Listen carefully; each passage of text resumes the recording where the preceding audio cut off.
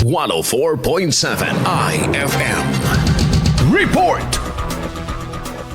Ibinida ng iba't ibang pampublikong paaralan sa lungsod ng Alaminos ang kanilang mga luntian, makukulay at masaganang gulayan bilang bahagi ng 2026 Search for the Best Implementer of the Gulayan sa Paaralan Program. Layunin ng programang ito na higit pang mapaigting at mapalawak ang magpapaunlad ng mga school garden sa lungsod upang matiyak ang direktang akses ng mga mag-aaral sa masustansyang pagkain. Isa rin itong hakbang upang suporta ng nutrisyon ng mga mag-aaral at isinusulong ang kalusugan sa loob ng mga paaralan. Bukod dito, hangarin ng taunang gawain na mas mapataas ang kamalayan ng mga mag-aaral at ng buong komunidad sa halagan ng pagtatanim ng gulay pangangalaga sa kalikasan. Isinusulong din ito ang sama-samang paglaban sa malnutrisyon at sa pagkamit ng mas malusog at mas matatag na kinabukasan para sa lahat ng mga alaminyan. Inaasahan namang muling iikot ang mga miyembro ng GPP Technical Working Group sa lahat ng kalahok na paaralan sa unang linggo ng Marso para sa ikalawa at pinala-evaluation at monitoring ng mga school garden bilang bahagi ng nasabing patimpalak.